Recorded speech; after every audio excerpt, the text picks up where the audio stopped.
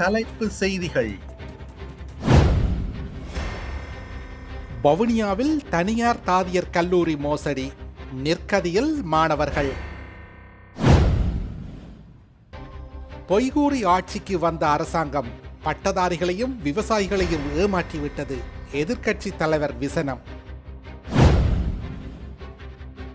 சங்கீத்சனின் அடிப்படை உரிமை மீறல் மனு உயர்நீதிமன்றத்தில் ஒத்திவைப்பு. கேரளாவை அச்சுறுத்தும் நிபா வைரஸ். விரிவான செய்திகள். வவுனியா வைரவர் புளியங்குளத்தில் அமைந்துள்ள தனியார் தாதியர் கல்லூரியில் குழப்ப நிலை ஏற்பட்டமையினால் போலீசார் வரவழைக்கப்பட்டதுடன் அங்கு பணியாற்றிய 5 பேர் கைது செய்யப்பட்டுள்ளனர். இச்சம்பவம் தொடர்பாக மேலும் தெரிய வருவதாவது: வவுனியா வைரவ புளியங்குளம் 7ஆம் ஒழுங்கையில் தனியார் தாதியர் கல்லூரி என்ற பெயரில் இயங்கி வந்த நிறுவனம் ஒன்றில் தாதிய கற்கை நெறிகளை பயில்வதற்காக மாணவர்களிடம் பதிவுகள் மேற்கொள்ளப்பட்டுள்ளன.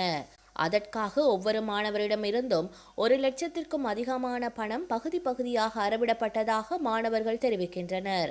அங்கு மாணவர்கள் பதிவுகள் மேற்கொள்ளும் போது கற்கை நெறி முடிவில் அதிகாரமுள்ள சான்றிதழ் வழங்கப்படும் என கல்லூரி நிர்வாகிகளால் மாணவர்களுக்கு தெரிவிக்கப்பட்டுள்ளது.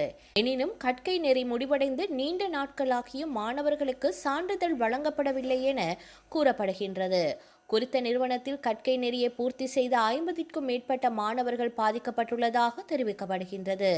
இதனை அடுத்து கல்லூரியின் பணிக்குழுவுக்கும் மாணவர்களுக்கும் இடையில் கலந்துரையாடல் ஒன்று இடம்பெற்று அங்கு குழப்ப நிலை ஏற்பட்டது. இதனை அடுத்து மாணவர்களால் போலீசாருக்கு முறைப்பாடு வழங்கப்பட்ட நிலையில் சம்பவ இடத்திற்கு சென்ற வவுனியா போலீசார் கல்லூரியில் 5 கைது செய்திருப்பதுடன் மேலதிக விசாரணைகளுக்காக பாதிக்கப்பட்ட மாணவர்களும் போலீஸ் நிலையத்திற்கு சென்றிருந்தனர்.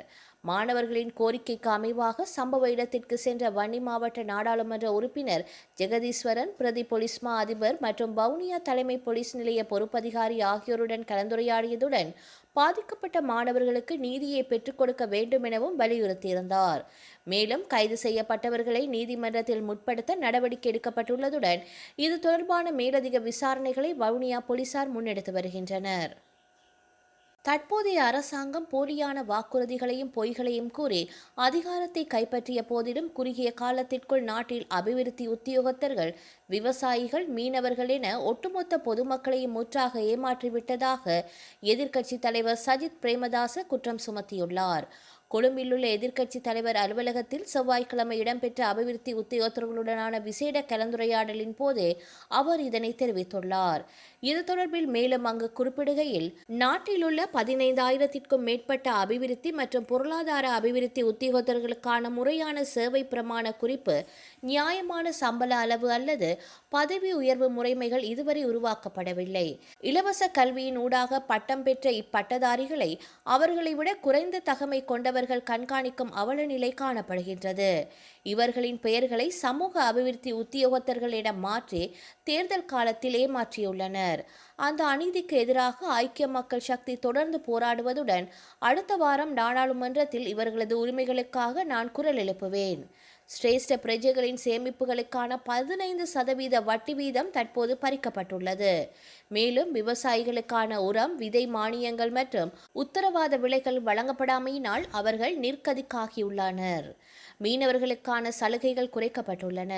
பொருட்களின் விலைகள் அதிகரித்துள்ள தற்போதைய சூழலில் 1 மாதத்திற்கு வாழ்வதற்கு 17,000 ரூபாய் போதுமானது என கூறி அரசாங்கம் மக்களை திசை திருப்புகிறது. இதனால் நாட்டில் வறுமையும் மந்தபோசனமும் அதிகரித்துள்ளது. துறைமுக இறக்குமதி விலைக்கு எரிபொருள் வழங்குவோம் என்ற வாக்குறுதி, மின்சார கட்டணத்தை 33% குறைப்பதற்குரியமை மற்றும் அனர்த்தத்தினால் பாதிக்கப்பட்ட மக்களுக்கு தலா 10 லட்சம் ரூபாய் நிதியுதவி வழங்கப்படுவதாக குறிப்பிட்டமை என எதனையும் இந்த அரசாங்கம் நிறைவேற்றவில்லை. தமக்கு சாதகமான மக்கள் கருத்தை உருவாக்குவதற்கு சமூக ஊடகங்களை அரசாங்கம் சூசகமாக பயன்படுத்தி வருகின்றது. பொய்களை கூறி ஜனாதிபதி பதவியையும் 3/2 பெரும்பான்மையும் பெற்றாலும் இந்த பொய்களுக்கு நீண்ட ஆயுள் இருக்காது. மக்கள் தற்போது உண்மையான மாற்று வழி ஐக்கிய மக்கள் சக்தியே என்பதை புரிந்து கொண்டுள்ளனர் என தெரிவித்துள்ளார். சொல்லிசை பாடகர் சங்கீத் சென் பயங்கரவாத தடுப்பு சட்டத்தின் கீழ் கைது செய்யப்பட்ட போது அதை ஆட்சேபித்து உயர் நீதிமன்றத்தில் தாக்கல் செய்யப்பட்ட அடிப்படை உரிமை மீறல் மனு நேற்று உயர் நீதிமன்றத்தில் எடுத்துக் கொள்ளப்பட்ட பின்னர் ஜூலை மாதம் 14ஆம் திகதிக்கு திகதியிடப்பட்டுள்ளது.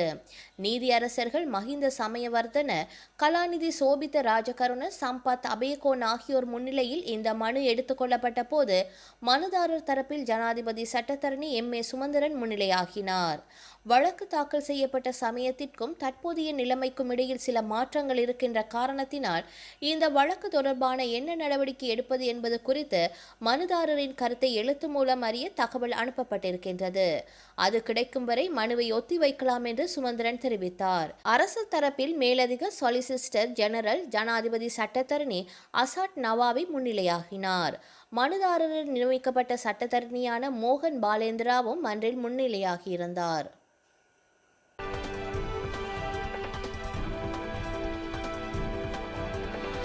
கேரள மாநிலத்தில் சமீப காலமாக மக்கள் பல்வேறு நோய் தொற்றுக்கு ஆளாகி வருகின்றனர். இதில் தற்போது நிபா வைரஸ் அச்சுறுத்தி வருகின்றது. கோழிக்கோடு உள்ளிட்ட பல்வேறு மாவட்டங்களில் இந்த தொற்றின் தாக்கம் அதிகரித்து காணப்பட்டதன் காரணமாக அதிகாரிகள் தீவிர கண்காணிப்பில் ஈடுபட்டுள்ளனர். இதில் நோய் தொற்று சந்தேகம் ஏற்பட்டவர்கள் மருத்துவமனைக்கு அழைத்து செல்லப்பட்டு தீவிரமாக கண்காணிக்கப்பட்டு வருகின்றனர். மாநிலத்தில் 4 பேர் மிக அதிக ஆபத்துள்ள நிலையிலும் 14 பேர் ஆபத்துள்ள தொடர்பாளராகவும் வகைப்படுத்தப்பட்டுள்ளனர். இதற்கிடையில் கோழிக்கோடு மருத்துவக் கல்லூரி மருத்துவமனையில் சிகிச்சை பெற்று வரும் 43 வயது நபரின் உடல்நிலை கவலைக்கிடமாக உள்ளதாக கூறப்படுகின்றது. மாநிலத்தில் நிலவும் சூழ்நிலையை கருத்தில் கொண்டு டெல்லியிலிருந்து இந்திய மருத்துவ ஆராய்ச்சி கழகத்தின் குழு கேரளம் விரைந்துள்ளது. இந்த குழுவினர் கோழிக்கோடு மருத்துவக் கல்லூரி மருத்துவமனை சென்று அங்கு செயல்படுத்தப்பட்டு வரும் சிகிச்சை மற்றும் நோய் தடுப்பு நடவடிக்கைகளை ஆய்வு செய்தது. இந்த குழு கட்டுப்பாட்டு அறையை சேர்ந்த சுகாதார பணியாளர்கள், புதிதாக அடையாளம் காணப்பட்ட 13 பேர் உட்பட தற்போது தொடர்பு பட்டியலில் உள்ள 100 பேரையும் பரிசோதனைக்கு உட்படுத்தியுள்ளன. நோய் பரவலை கட்டுப்படுத்தவும் கண்காணிப்பில் உள்ளவர்களை கண்காணிக்கவும் மருத்துவ குழு தொடர்ந்து நடவடிக்கை எடுத்து வருகின்றது. இது தொடர்பாக அதிகாரி ஒருவர் கூறுகையில், வௌவால் மூலமாக நிபா வைரஸ் தொற்று ஏற்படுகின்றது.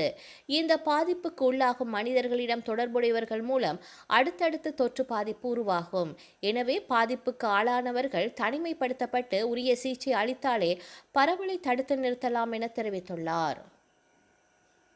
பிரான்ஸ் நாட்டின் எவியன் லெஸ் பாயின்ஸ் நகரில் இந்த ஆண்டுக்கான G7 உச்சி மாநாடு நேற்று ஆரம்பமானது. இந்த மாநாடு எதிர்வரும் 17ஆம் திகதி வரை நடைபெற உள்ளது. பிரான்ஸ் தலைமையில் நடைபெறும் இந்த மாநாட்டில் சர்வதேச பொருளாதார மீட்சி, உலகளாவிய ஒற்றுமை மற்றும் செயற்கை நுண்ணறிவின் பொறுப்பான பயன்பாடு ஆகியவை முக்கிய கருப்பொருளாக விவாதிக்கப்படுகின்றன. இந்த மாநாட்டில் சிறப்பு அழைப்பாளராக பங்கேற்ற இந்திய பிரதமர் நரேந்திர மோடி பிரான்ஸ் சென்றுள்ளார். இந்த நிலையில் G7 மாநாட்டில் பங்கேற்க பிரான்ஸ் சென்றுள்ள பிரதமர் மோடி அமெரிக்க அதிபர் டொனால்ட் ட்ரம்பை சந்தித்தார். மாநாட்டினிடையே பிரதமர் மோடியை சந்தித்த அதிபர் ட்ரம்ப் அவருடன் கைகுலுக்கி மகிழ்ந்துள்ளார். இந்த மாநாட்டில் ஹார்முஸ் ஜலசந்தியில் நிலவி வரும் சிக்கல்களை அகற்றும் திட்டங்கள் குறித்து அதிபர் ட்ரம்ப் விவாதிப்பார் என எதிர்பார்க்கப்படுகின்றது. வரலாற்றில் இன்று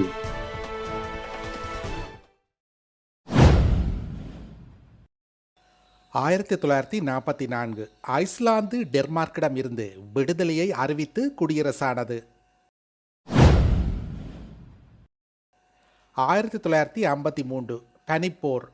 பெர்லினின் கிழக்கு ஜெர்மனி அரசுக்கு எதிராக தொழிலாளர்களால் நடத்தப்பட்ட ஆர்ப்பாட்டம் சோவியத் படைகளினால் நசுக்கப்பட்டதில் நூற்றுக்கணக்கானோர் கொல்லப்பட்டனர்.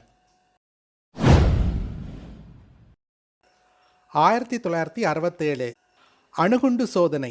சீனா தனது முதலாவது ஐதரசன் குண்டை வெற்றிகரமாக பரிசோதித்ததாக அறிவித்தது. 1992 கூட்டு ஆயுத குறைப்பு ஒப்பந்தத்தில் அமெரிக்க ஜனாதிபதி ஜார்ஜ் புஷ், ரஷ்ய ஜனாதிபதி போரிஸ் ஜெல்சன் ஆகியோர் கையெழுத்திட்டனர். 2017 மத்திய போர்த்துகல் பகுதியில் காட்டுத்தீ பரவியதில் 64 பேர் உயிரிழந்தனர், 204 பேர் காயமடைந்தனர். செய்திகளை உடனுக்குடன் தெரிந்து கொள்ள உடனே சப்ஸ்கிரைப் செய்து பெல் பட்டனை கிளிக் பண்ணவும்.